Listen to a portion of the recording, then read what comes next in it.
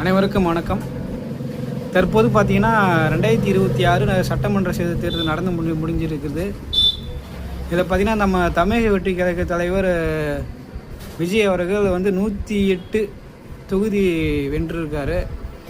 நம்ம எடப்பாடி பழனிசாமி, அதிமுக சார்ந்த எடப்பாடி பழனிசாமி பார்த்தீங்கன்னா ஒரு 53 சட்டமன்ற தொகுதி வென்றிருக்காரு கூட்டணி சேர்த்து. ஆனால் நம்ம திமுக பார்த்தீங்கன்னா ஸ்டாலினே வந்துட்டார்.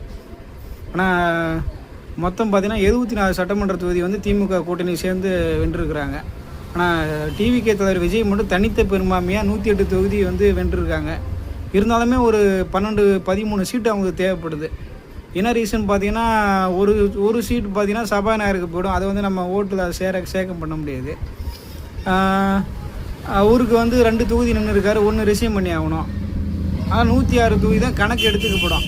மீதி பார்த்தீங்கன்னா 13 தொகுதி இருந்தால் தான் அவர் நம்ம தமிழக முதலமைச்சரே ஆக முடியும். ஏன்னா கூட்டணி பேச்சுவார்த்தை நடந்துகிட்டு இருக்குது. விரைவில் தமிழக முதல்வராகவும் நமது தமிழக வெற்றி கழக தலைவர் ஜோசப் விஜய் அவர்களுக்கு வாழ்த்துக்கள்.